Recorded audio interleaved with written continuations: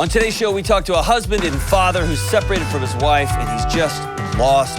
We talk to an extraordinary young woman who is struggling with immigrant guilt. And we talk to a mom who just found out something terrible about her daughter's friend's parents. Stay tuned.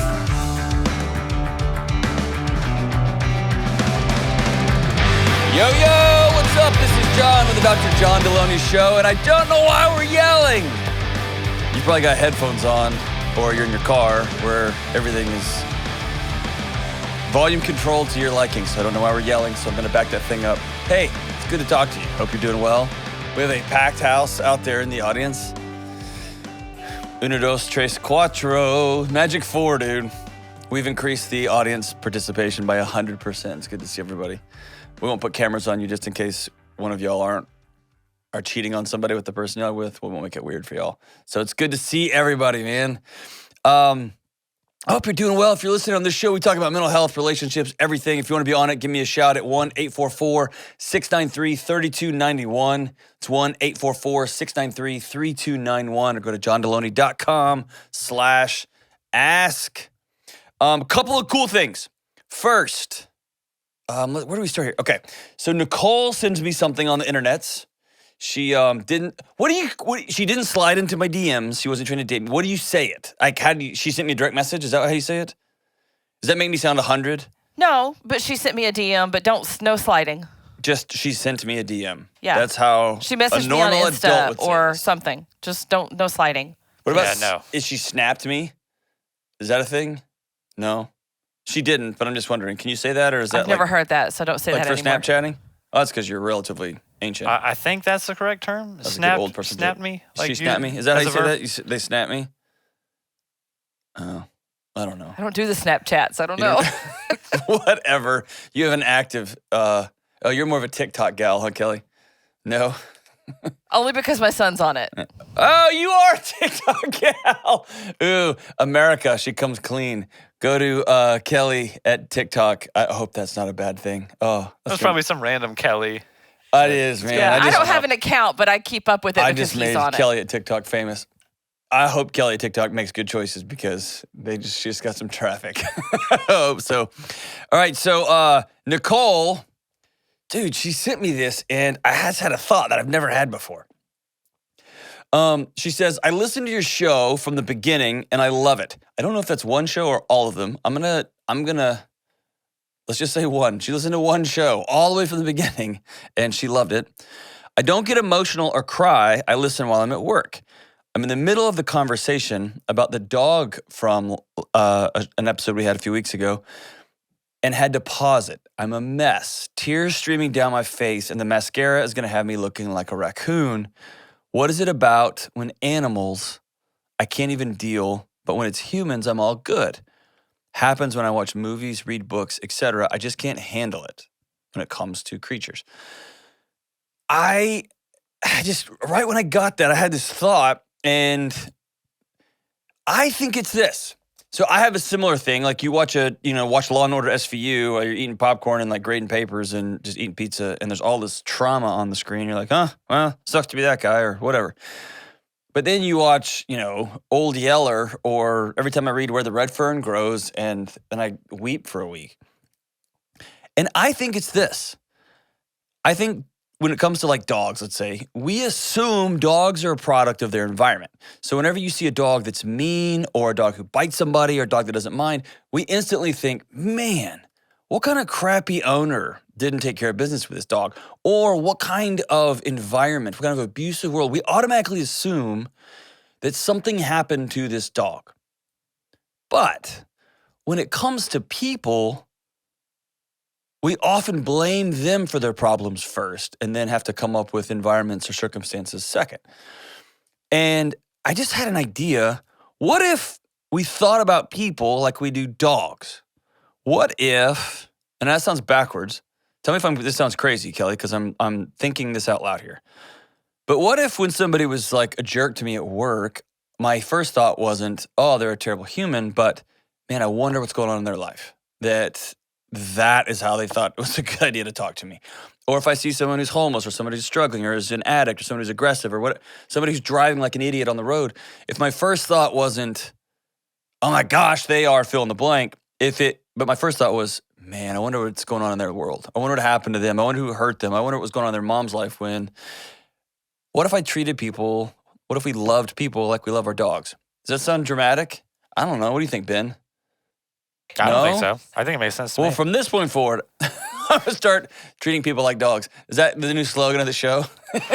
I didn't think through the ending of this conversation. I was just having some ideas. Don't treat people like dogs.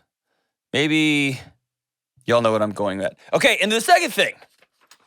Oh, we're going to take an abrupt transition. Dude, I'm super jazzed. The cards are out. So one of the most common questions I get is this. So we turned all the screens off, Delony. We wrote our letters or whatever, and now my family is sitting around the coffee table staring at each other, and we don't know what to do next. Or I turned all the internets off, and my kids are staring at me, and I don't know what to say. Or my wife and I just went out, or my boyfriend and I just went out, and we just stare at each other because we swore we wouldn't talk about COVID and we wouldn't talk about politics anymore, and now we don't have anything to talk about, so we just stare at each other.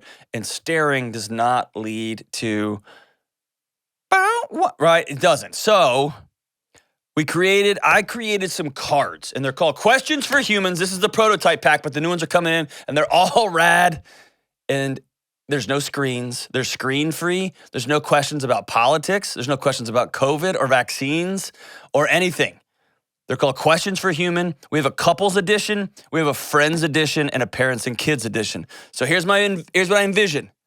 You can get online, you can buy one of them, you can buy all three of them in a pack. They're different colors. You can go on a date. You haven't been on a date in forever. You can go on a date and you can pull a card out and just talk like a human with the person in front of you. And you can roll your eyes and be like, hey, I didn't ask him. And just so we're all clear, there's some very Delony questions here that should make the table kind of awkward, but you've been wanting to ask the question anyway. And so I just did it for you. And then you can look and be like, sorry, it's in the cards. We gotta answer it, right? And so I'm helping you out.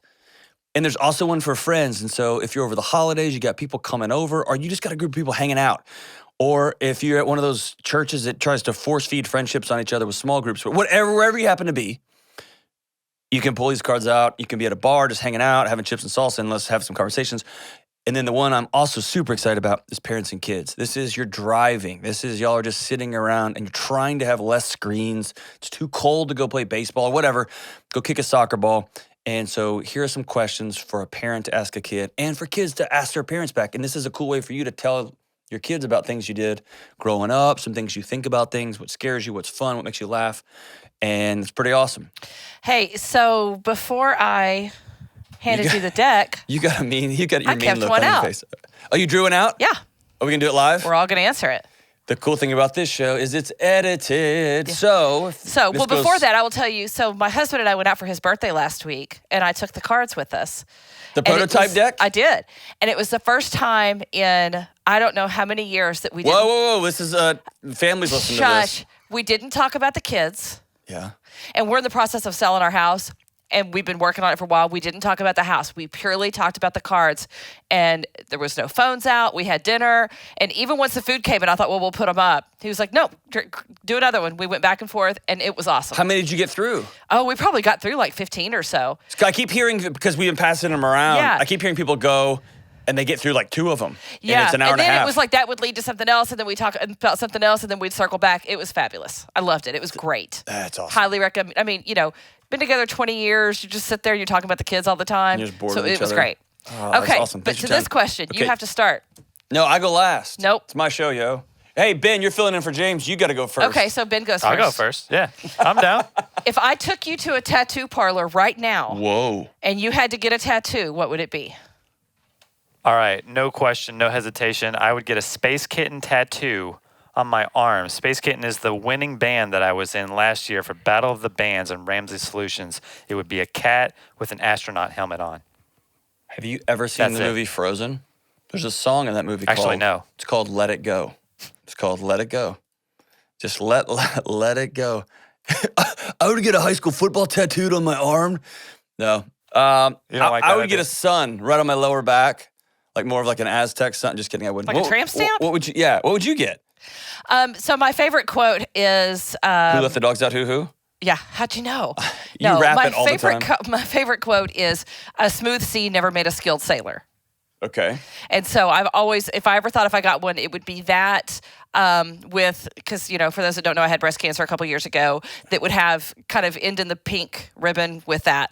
So Very that's cool. my thought, but it hasn't happened yet. So turn. I'm in the process, and so I have a few, and I've got one is my grandmother used to collect these porcelain birds that as a kid you're not allowed to touch, but right before she passed away, she had them saved for me, and so she gave me a cardinal and then a blue jay, and so I've always loved cardinal, and so there's cardinal, and then my wife's got her favorite flowers, and so I want to get like a half sleeve and with that stuff in it. So we were already working with some folks to get that done.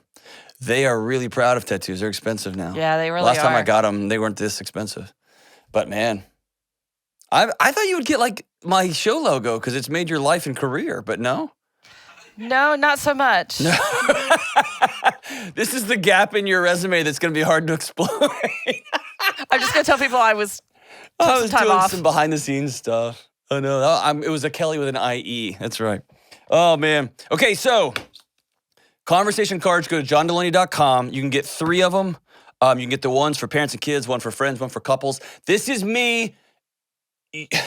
You give me some money, and then I'm going to save your relationships. How about that? Awesome. Good. All right, let's go to John in Greenville, North Carolina. What's up, brother John? How we doing? Hey, thanks for taking my call. You got it, man. Thanks for calling. What's up?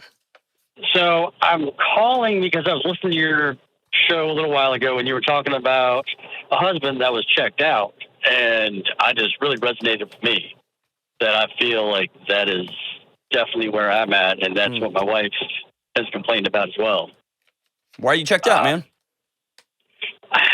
Well, see, in my opinion, I'm not, because I feel like I've been trying, and my attempts are never good enough for it to count or not fast enough. I mean, there's a million reasons, but... So she's telling you that you're checked out. You don't think you are.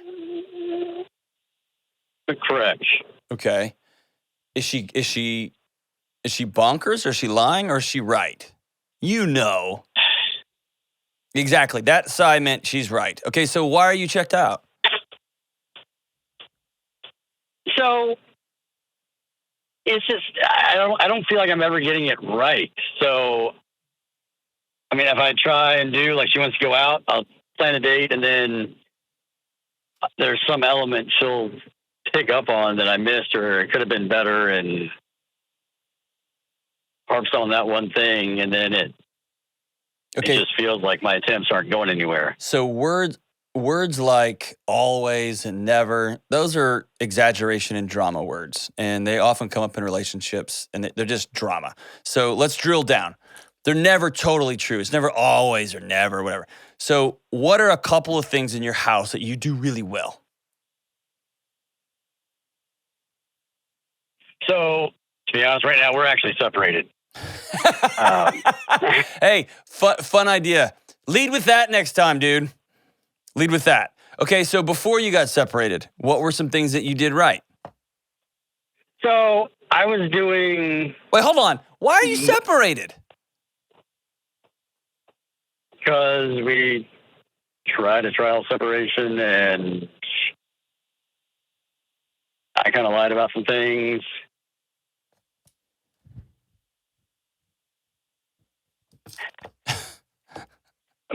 Basically, it started out, I was going to school, and I was the one that lied about still being in school, and I wasn't. Okay.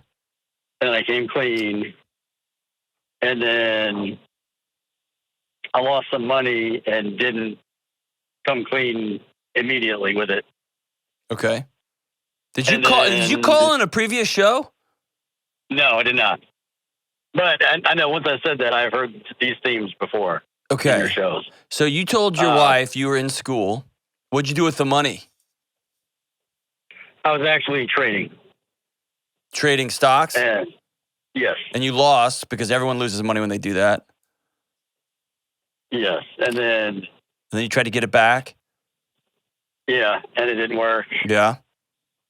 And then I hid it for a while before I told my wife, and What else are you hiding? nothing anymore. That was it. You weren't seeing somebody else? No. John. I was not. All right. I'll trust you. And so you hid the money, you hid this, and then you lied about it, and then what? I went to therapy, and it just didn't. You don't need to go to therapy if you just are someone who didn't tell the truth. Why'd you go to therapy? So to try to get her trust back. So therapy was just a move. It was like an ROI for you. Like, I'll do these 3 things and then it'll be all good. That's what I was hoping for. Sure. Yeah. Did you learn anything about yourself in therapy? Yes, What'd you learn? definitely. A lot of it, I'm just very insecure in general, and that's Okay. a lot of the reason I hide things and don't come clean. I don't know. I just had a lot of people leave in my life, so I always have that fear that coming clean is going to push people away, or they're going to say, well, "That's too much. I'm not. I'm out." And so And you hold it all in, you keep secrets, and you don't tell the truth, which guarantees they're going to move away, right? Yes. Yeah. So what ultimately boiled up and led to the separation? Basically, I mean, she just didn't trust me. Like, it's a lot of little things. Mm-hmm. Do you lie about a lot of stuff? No. Okay. Like the last lie I asked a friend to pick my son up from daycare because I was running late, and they told my wife before I did. And so, and I'm talking like an hour. But you didn't tell your wife that you needed someone to pick up your son? Well, I did, but she already knew about it. Hmm. So why don't you trust that her? ended up. Why don't you trust your wife? What about her is untrustworthy?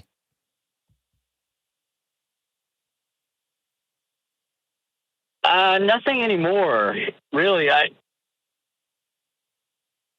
think a lot of what's going on now is I just didn't see the need to tell her any earlier because I was going to see her, and that's when I saw her. I told her. So how can I help you today, man? So I don't know. Because my therapist have kind of run out of ideas to help with this. Is there something you can suggest, or is it?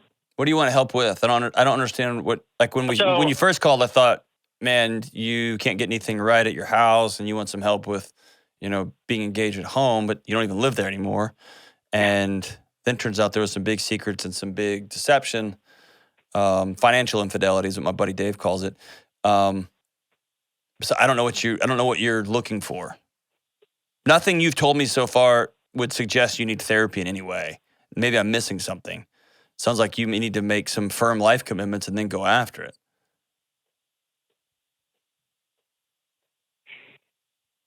Yeah, I guess. What do you mean? Am I missing something? Yeah, I don't know. I don't know. I guess I'm kind of in this stuck funk where I don't know what to do next either. Because Is your marriage over? I don't know. I mean, I guess that's the fear. I fear that it is. And You would know. Is it over or not? Do you all have a plan to get back together? Are you all talking? Are you still being honest with her? Are you going to get back together or what? You know whether it's over or not. I want to, but she doesn't see how it's going to happen. Or Okay. So I didn't ask are you trying to end the marriage? I'm asking you, is it over? Has she told you this is over? so, yeah, I guess it is. Has she filed on you? No, Is she going to? I don't think so. Okay. Hasn't said that she is. let's take a pause on that conversation. John, what do you want with your life, with you, with your relationship with your friends? Answer that question. What just comes to mind? What do you want? Well, I'd like to get back with her and No. live in the same house. And What do you What? want? That's a thing. That's like I just want this. I want a couch. Beneath that, what do you want your life to be, dude?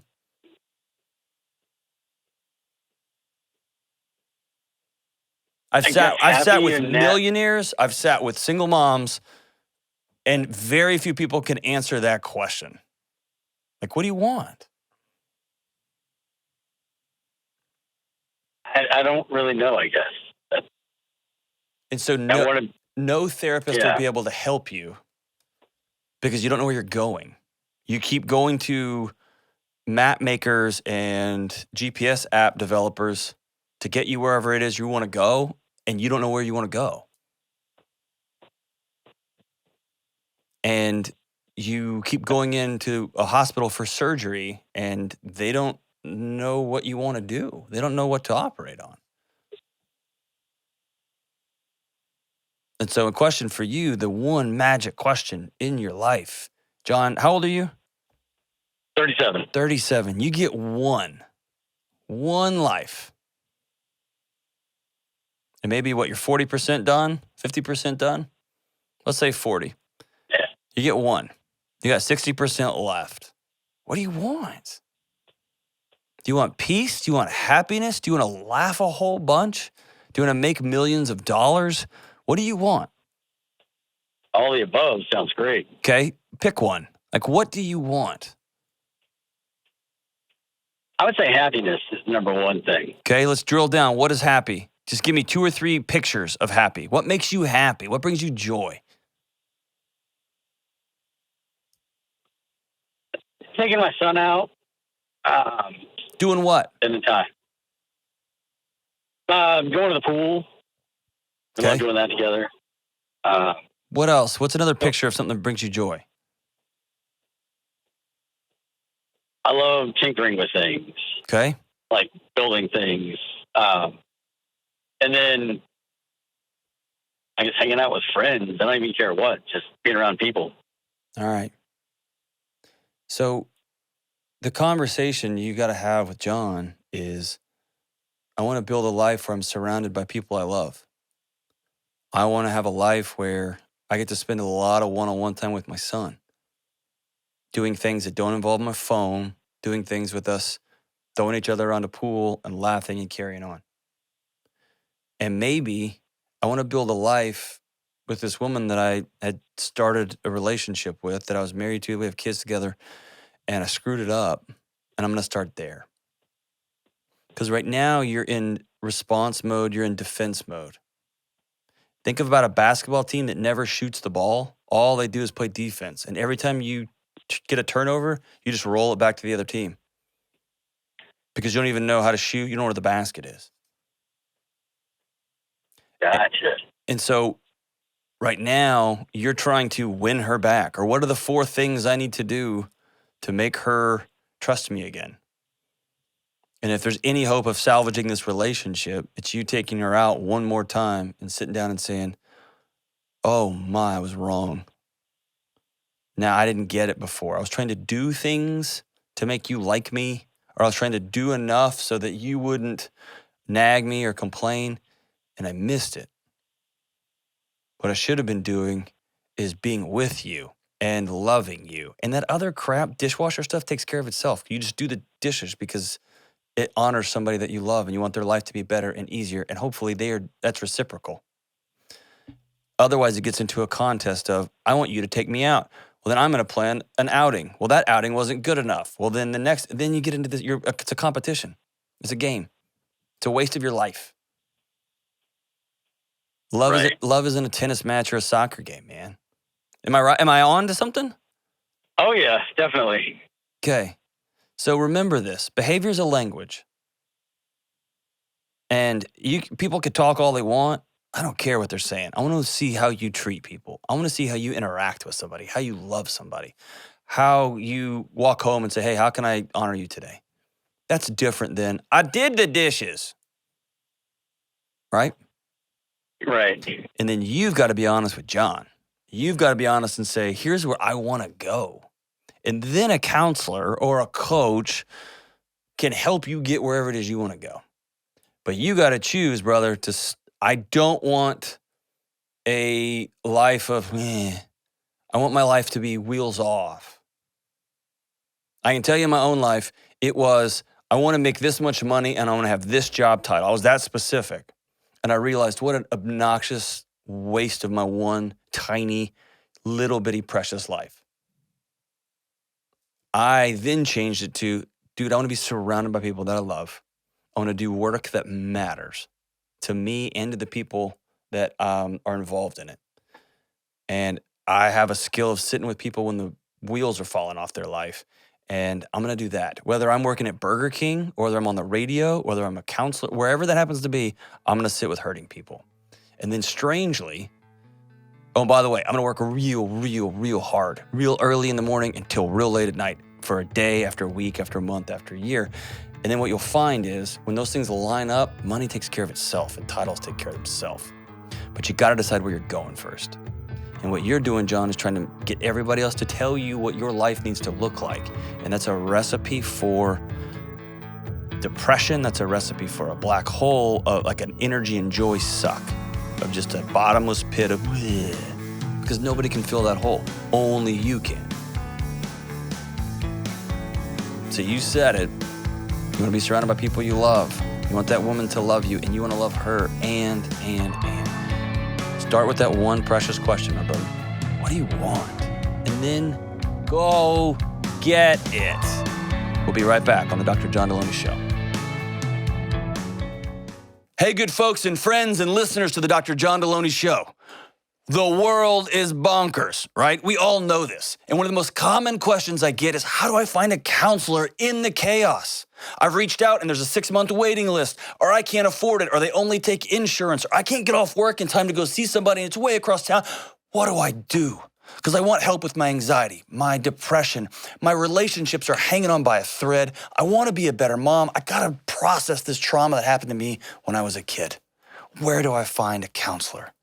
So I partnered with BetterHelp, because BetterHelp is customized online therapy that offers video, phone, even live chat sessions, so you don't even have to look at your therapist when you're talking to them if you don't want to. I've taken away all your excuses, and it's more affordable than in-person therapy. And these are real licensed therapists. If you reach out to them, you will be talking to somebody within 48 hours. Dr. John Delony Show listeners get 10% off their first month at betterhelp.com/Delony. Please reach out if you need help. That's betterhelp.com/Delony. All right, let's go to Sandy in Grand Rapids, Michigan. What's up, Sandy?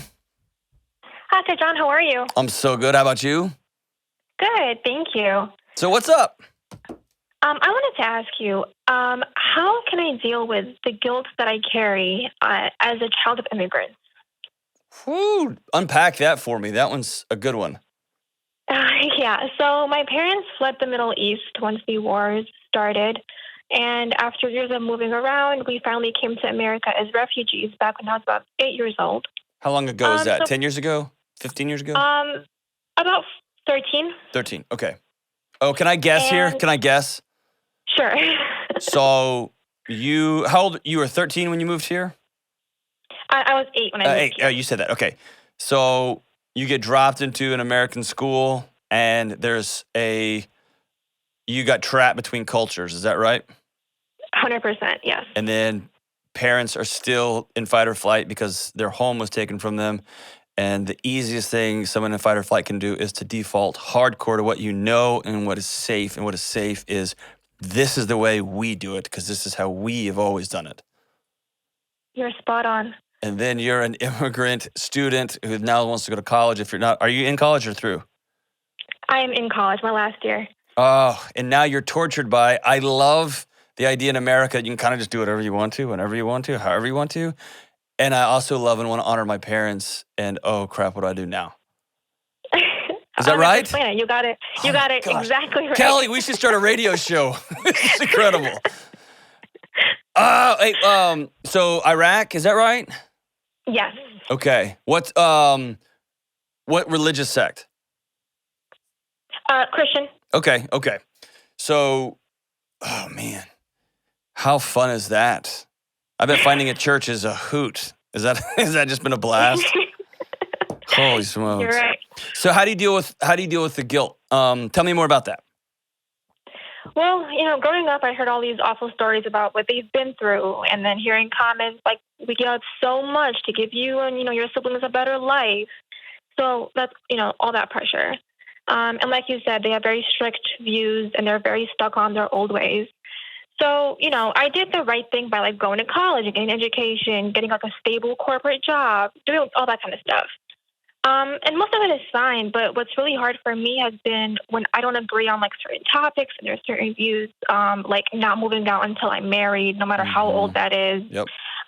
Dating only within the community, the same religion, same, country. And then like being trained from birth as like a girl to take care of the house, cook and clean, that kind of thing, while my brothers, got to sit around and have fun. Yeah. Just things like that. And now just things like that. That was the most incredibly dismissive. Just things like that. Like my gender and my work ethic and my religious heritage and my romantic life. Just little things like that. Oh man, that's so hard. So hard. Wow. And so you're about to graduate, and this is about to get real for you. Do you live at home now? I do. Okay. And do you enjoy living at home, or are you dying a slow, miserable death? The latter. Okay.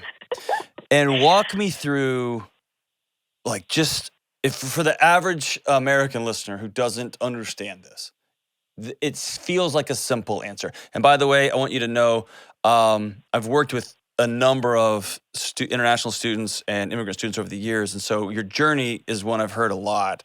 But I did contact, Kelly let me know that this call is coming, so I did contact two of my buddies who are professors who study this intercultural competence. That's a challenge for folks like you who are caught between two worlds, and that's so hard. So walk an average American listener through, because it seems like, well, just move out of the house, dude. Like, when you hear something like that, your buddy in school just like, well, just move out. Walk somebody through what that actually would mean for you. That would mean I would bring so much shame to my family. I wouldn't hear the end of it. Most likely, if I were to do that, then my sister will kind of get like a bad reputation, and like she won't get married. I'll probably kind of be shunned from the community. Just things like that. Besides shame and shunning, shame and shunning, what else, Sandy? Lots of anger. They probably will not talk to me for years, if ever. I probably won't get any support with that. The financial support? Right, yeah. Or emotional, mental, all of it. Yeah. So it's kind of an opt-in or opt completely out, huh? Exactly, yeah. So what are a couple of things that you love about your parents' culture, your culture, that your parents are really holding on to tightly? What's a couple of things you love? The support from family is pretty major. You won't really ever be in need financially or anything like that when you have them. Without any question, they'll be there to help you. Gotcha. And even though, we moved out from home, they've kind of built a new home here. The culture definitely came with them, and the people are still kind of together. They help each other out. Is there a small Iraqi community that still hangs out? Yeah. Okay. Yep. Yeah. And then there's moms and dads talk about who's going to marry who and when and all that. Yep. So I'm going to give you a complex answer, okay? And here's why it's complex. I don't feel qualified to give you an answer that's not going to be heavily directed by the fact that I'm like an American male. Does that make sense? So the easy answer is, at the end of the day, you have to make a choice. And at the end of the day, there's not an easy exit strategy and there's not an easy acceptance strategy. And at the end of the day, it's simple to be like, well, you just got to move on, cut your ties and go. And whoa, you're talking hundreds, if not thousands of years of this is how and why we love one another. It's different, right? It's hard and it's messy. And so the reality is you're going to have to make a choice. I don't feel comfortable telling you here's what I think your choice should be. What I will tell you is here are some broad parameters or some broad things to think through. And again, there's a couple of my buddies who are researchers that walk me through this. The first one is no matter what you do, make peace with conflict because it's going to come. There's not a choice you make that doesn't come with conflict here, whether it's internal or whether it's external. So if you make peace with conflict, it's often not, you can hold it in your soul better. Meaning it's people that go to the gym to work out that realize working out's hard and they quit. It's those that know working out's really hard and that's why I'm going that do really well. Does that make sense? Yeah. So expect that conflict, especially in a family system where somebody decides they're going to change the rules of the system. Has there been any sort of what I would call family concession? Meaning, is there a few things that they don't really like to admit, but that they've Americanized? Yeah, but I feel like it's more so with the boys in the family. They just have to, them going out, them dating, them, that kind of thing. And it's definitely stricter on the girls. So is there somebody in your family system, is it a highly paternal system? Like you don't ask questions, you just say, yes, sir, and y'all move on? Yes. Or is there a conversation you can have with mom or with dad? Is there that level of just mutual respect? I can definitely have a conversation with my dad. Mm-hmm. At the end of it, it does kind of end up in that whole, like, I'm the dad, say what I do kind of thing. Yep. But he will listen out. Mm-hmm. He just kind of tells me that it's out of his control. And that's just how the society is. And that's just how the community is. And I have to just, live with it, basically. Oh, so he really passes the buck on to not, this is what I say, but sorry, this is just the world we live in. And that's just kind of the way that is. Yeah. So let me ask you a hard question. I know you've thought about it. What do you want to do? What do you want to do? You asked me how to deal with guilt that provides a hint that you may just be thinking of graduating and going and getting your own place and figuring this thing out. That has definitely been my thought for a while. And I'll think it, and then, with any anger, we'll fuel it, and then that kind of goes away, and then the guilt comes in. I gave up so much. I shouldn't do that. But I don't think I can see myself being happy if I do stay. So what I will tell you is guilt will ultimately kill you from the inside out. It'll melt your spirit and it will literally eat you physiologically. Because I'm definitely feeling that. Do what? I'm definitely feeling that. There you go. And so what I will tell you is either choose to live into your culture or choose to chart your new path. And you're going to feel sad. It's going to be chaotic. There's going to be conflict. Either way you go. But if you lean into and let guilt become the blood that circulates through your veins, man, it's going to destroy you from the inside out.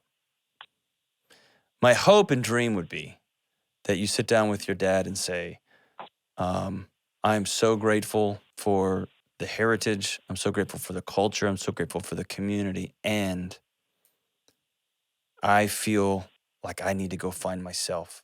And my hope and prayer for me and my family is that you all don't respond to my choice by ending our relationship and cutting me off. Because here's the other side of choice. You can't control other people's response. And so whatever choice you make, in or out, they get to choose their response. And so if they choose to cut you off, if they choose to withdraw all support, if they choose to shame you and whatever they choose to do, whatever that community chooses to do, that's their response to you, not the other way around. Does that make sense? Yeah. And so you said, what are you studying? Accounting. And what do you want to be when you grow up? An accountant, or you want to work for a company just doing books and things? I'm currently working for a company doing that. The hopes is, get a master's degree and become an accountant. Okay. So where do you want to do that? Where do you want to do accounting? Where, you said? Where? Mm-hmm.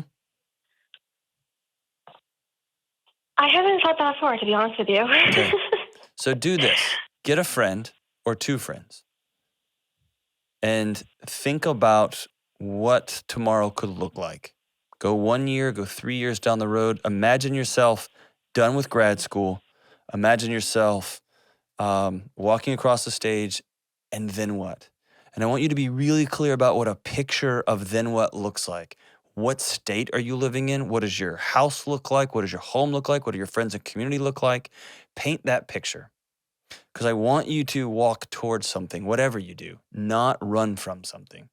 I want you to, if you're going to lean into this, like, you know what? I need to go back home until I'm married. That's the culture. That's our national culture. That's our religious culture. That's the heritage. I'm going to honor my family that way, and I'm going to honor myself that way by honoring my family that way. Whatever you choose to do, I'm going to go towards that. Or, nope, this is the part where I carve my own path, and I'm going to choose that. I'm going to lean into it, and here's what that's going to look like. And that way you're walking towards something, and you're not untethered and unanchored, because there's going to be conflict when you disrupt the system. But my recommendation is you sit down with Dad. It sounds like he's an awesome guy that would listen to you, and sit down and say, I know these things, and I've got to chart my own path. I've got to take my own course. And I hope that you won't choose that means that we're done. Hope that you choose not to cut me off, to shame me, to disconnect from me. But you choose. You can be disappointed. You can say, that's not the path I would have chosen. But that's my girl. She's brilliant. She's accomplished. And we're going to support her even if we have to grit our teeth. And he may say, sorry, that's out of my control. It's out of my hands. And then he's made his decision. But at the end of the day, I can't speak into it for you. I can't tell you what I think you should do, or here's what I would do, because I don't know. I can know I've made different choices than my parents probably would have picked for me. But I also know that they trained me from a young boy to, man, here's a machete. Here's how this works. You go carve your own path. And so I was blessed and fortunate that way. Thank you so much for the call. Here's what I would love. I would love to know how that conversation goes. If you'll circle back to us and let us know how it goes. I always say this, choose guilt, not resentment.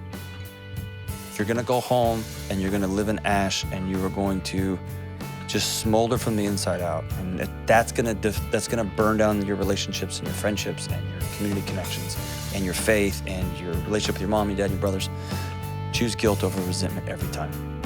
And don't let people beat you up for, we did this. And I want to say, like, well, y'all chose that. And be grateful too. It's a hard road you're walking. Expect conflict, expect discomfort. Get some people that are going to walk it with you. And go towards something, not away from it. We'll be right back. This is Dr. John Delony Show. One of the most common questions folks ask me is what they should do when anxiety or panic strikes like a lightning bolt. I've been helping folks one-on-one for years, but I wanted to create something that everyone could use anywhere at any time. So I created a free guided meditation. It's not really a meditation, but really me just walking with you through your anxiety alarms from start to finish. I'll guide you through a breathing exercise and show you how to lean in, listen, and head towards healing. It is free and it's for everyone. You can download this guided meditation today for free at johndelony.com. All right, we are back. Let's take one more. Let's go to Melissa in St. Joe. Mo, what's up, Melissa? How we doing? Oh, not too shabby. How you doing? Same. Not too. I'm gonna start using it. Can I steal that from you? Not too shabby. Absolutely. Yes. All right. Not too shabby, Melissa. What's up?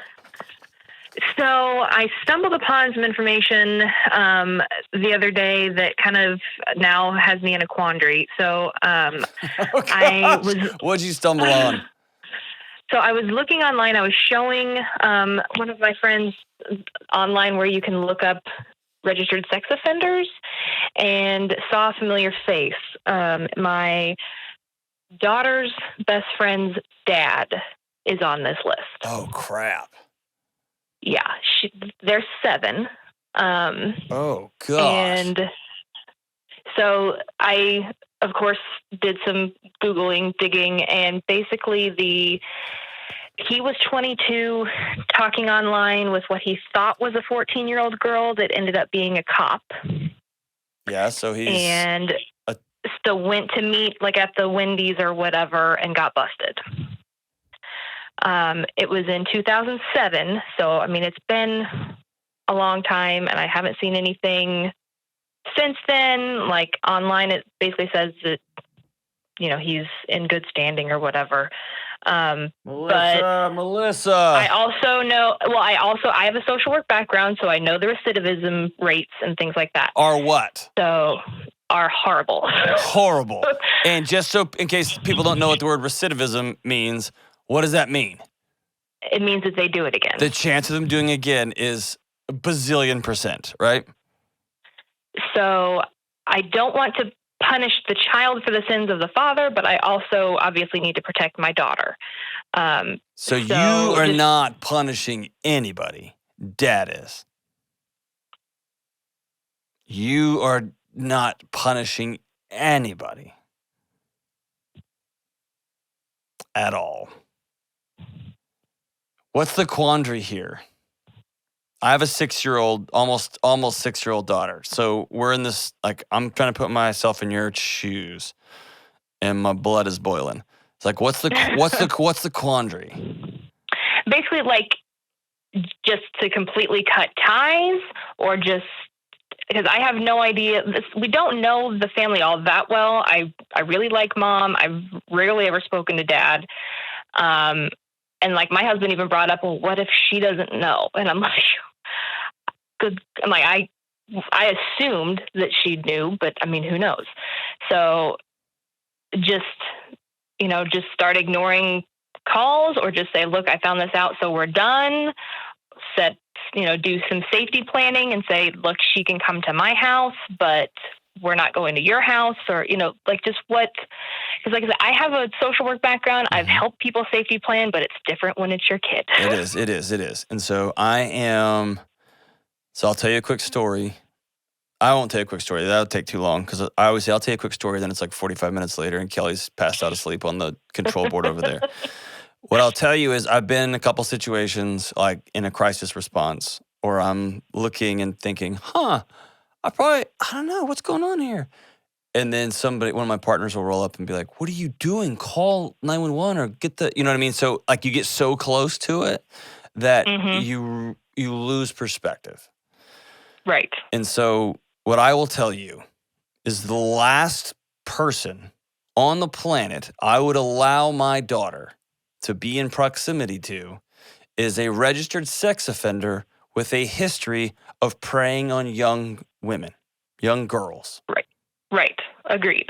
With an exclamation point at the end of that sentence. So everything you choose to do after that is in service to my daughter will never be around a known sex offender if I have any breath in my lungs, period. And so whether you choose to sit down with wife and say, here's the deal, I learned this, I know our daughters are friends, I don't care what story y'all are going to give me, there can be no possible way my daughter is in your home, is in a car with you. Y'all, I mean, you can do that. That would be the A+, hyper integrous, gentle, direct, but loving way to say, I learned new information and the relationship between us and our kids is different. Or, man, they're 7 and the world gets busy, things get bananas. Do they live across the street from you? Are they down the road? I mean, how? Pretty much. So they used to go to the same school, then COVID hit and things changed. So they don't actually go to the same school anymore. But that was her close friend from that school, and we've continued to have play dates and things like that. And then to add another layer of like weirdness and ick is, so we basically joined a particular chapter of a local community group that's based around kids because that family is in this chapter. Dude, he's not allowed to be around kids.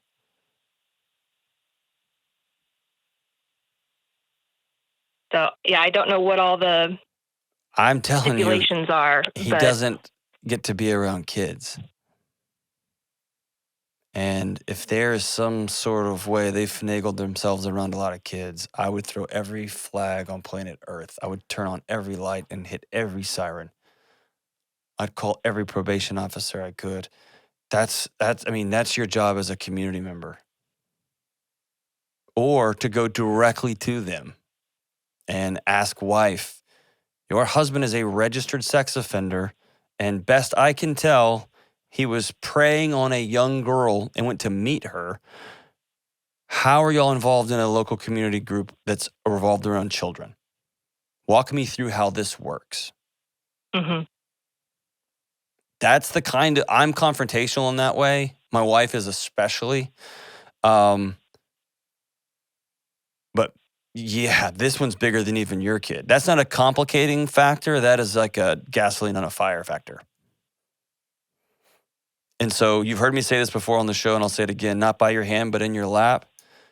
This isn't your fault. This isn't something that you caused or sought out. Well, you did when you started Googling, but it dropped in your lap. And thank God it did, that it happened to drop in the lap of a social worker who knows how incredibly damaging this thing can be. And man, this has all, just saying it out loud, this has all the makings of, oh no. Right? Yes. Like, and then when you found out, oh, they're in this group, and then, oh my, like the puzzle pieces start going together, even if it's totally innocent. Yeah, the snowball just started rolling. And yes. So what I'm telling you, and I'm putting you in an unfair position, but I didn't do it, the cosmos did it, I'm just calling it out. You have to say everything as loud as you can. Whether that's looking up the probation officer, whether that's calling your local police department to get some more information, whether that's notifying the umbrella agency of this community group, whether that's going directly to their home and saying, my daughter has been in your house. What in the world? Y'all didn't tell us. How in the world? Yeah, again, friends will come and go. Your daughter's 7. She's going to have a million friends. She's going to break up with half of them. The other half going to move away. That's life. Just imagine your daughter's life. 3 years from now, you say, oh, it's fine. It was a long time ago. It was 10 years ago. He seems fine. And something nefarious is going on. I'd never forgive myself. Yeah, and that's just you thinking about you. I'm thinking about your daughter. Like, what's our one job as parents? Keep our kids safe. Absolutely. Not to protect them from all the harm. From stubbing their toes and falling down and getting the Fs. I'm all about that. But this one, we got one job on this one. So what's your next move, Melissa? And again, I'm walking alongside you because I know you're so far in this. It's like, oh no. And it is that big. But the world needs Melissa's to turn all the lights on and say, no, not on my watch, not my daughter, not my neighborhood, not my daughter's friends. Because my daughter is everybody's daughter, and everybody's daughter is my daughter. And I'm calling this one out. So what's your next move? What are you going to do today? Well, I can definitely look into, whoever is providing supervision over the whole thing. And like I said, just trying to figure out with our family, like, okay, do we say, she can come here, but that's it? Melissa, and then trying to help, or just completely cutting ties is basically where I'm at. Like, because cutting ties is doable, especially since they don't even attend the same school anymore. That, like, Okay, so that's like part 1AD, like way down the list. That's solving little problem. Well, and getting into, I have no problem with getting in touch with the community organization in question and making sure that Even if you that call whole and say, thing gets my addressed, daughter's for a sure. part of this group and you have a registered sex offender as a leader in this group or a part of this group, what are you doing? Yeah. Well, and what to do when you assume. My assumption is I had no clue, and I've known these people longer than this community group has. So I'm assuming they're going to go, holy crap. Yeah, because I am, and I don't even know what community this is. I had no clue. How long clearly. how long have you known them? 3 years. Do you have a good enough relationship with that wife to call and say, this is mom to mom? What in the world? What the crap? Can you do that? I mean, I could do it. I don't know that I would, she's not a close friend by any stretch of the imagination. We text when we're getting the girls together, but that's about the extent of it. But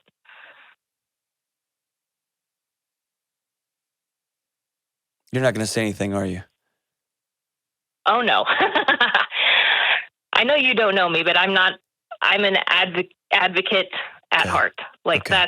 I'm just trying to figure out whether it's better just to basically throw gas on the fire, throw the bomb, walk away, say this is not okay, and just cut ties and then have to explain it to my daughter when she's older, or whether it would be at all feasible for, play dates just at my house or something like that. Because like I said, I feel bad for his daughter because it's not her fault, but that's not your problem to solve. That's a bed that he created. Your job is not to create a fun environment for his daughter. That is a situation they're going to have to handle. You're trying to control too much. I feel bad for his daughter too. I'm brokenhearted for her. I am devastated for her. Because this is going to happen over and over in her life. Mm-hmm. That she's going to make close friends and then it's going to get out. And then they're going to be a mess. I can't imagine they're allowed to have other kids at their house. And the day that I found this out, my daughter had spent basically the whole afternoon with their family on that, 2 days before that. Have you done a forensic interview on your daughter? Yes. And she's okay? Well, it was just friend, siblings, mom, out riding bikes. Dad was at work, so he wasn't even around. So just to cut to it, if this is my daughter, yes, this relationship is over until further notice. Period. Full stop. Conversation's over. And if, again, I'm going to make that call and say, hey, can we meet out in the front yard for a minute? I want to make sure everything's okay. I want to make sure y'all didn't hurt my daughter. And I'm upset that you didn't disclose this. When my daughter started coming to your house and I found out about it this way, they had a responsibility to tell you. If this is hanging over, you know what I mean? So think about it this way. If I got arrested for stealing money and it was 10 years ago, and then I'm getting a job with somebody, I need to say, hey, by the way, this is in my background. Here's what actually happened. Here's the truth of the last 10 years, and here's who I am and where I am now. I have a moral and ethical obligation to put that out there. And if you're on the sex offender registry list for soliciting young girls and then going to try to visit with them, and thank God it was a cop and not an actual 14-year-old. Right. And then my 7-year-old just starts going to play at your house. Oh, no. No. And you're going to join a community group that's got a lot of kids around? No. Dude, I'm calling everybody. Yeah, including 14-year-old girls. No. Something's not right here. I can't imagine somebody's that brazen, except people are. Yeah, unbelievable. Yes, every single alarm goes off. Conversation's over. either have the conversation with her. I'm calling the community group today. If mom texts and says, hey, we haven't seen you in a while, can so-and-so come and play? And you write back, no, she can't come play today. Thank you so much.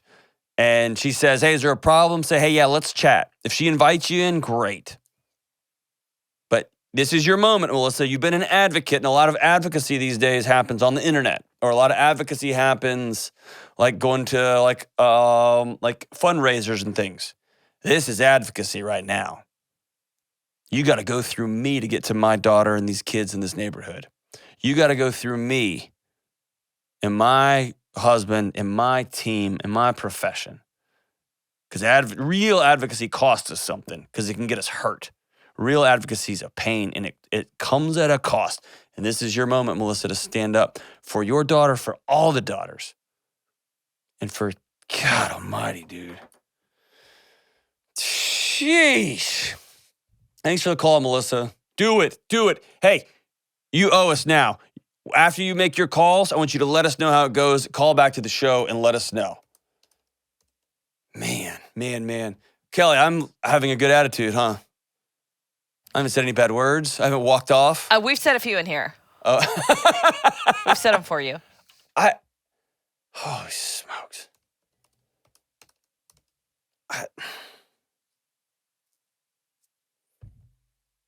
Dude, imagine this, America. I'm speechless. This is a rare moment. I'd like to welcome everybody to the moment of speechlessness. As we wrap up today's song, Ben brought one in. I can't use it, man. I gotta pivot. You're welcome. Well, you're pivoting. I got to. I can't. That's disappointing. It is, but I haven't done the show long enough. I don't have I'll get canceled. I just will. I think the ratings will go up. Yeah, everyone wants to come see the house on fire. Yes, for sure. This is actually one of my favorite songs. It's by The Killers. It's called Human, and it goes like this. I did my best to notice when the call came down the line. Up to the platform of surrender, I was brought, but I was kind. And sometimes I get nervous when I see an open door. Close your eyes, clear your heart, cut the cord. Are we human or are we dancer? I don't even know about that last call, yo. Woo! Right here on the Dr. John Delony Show.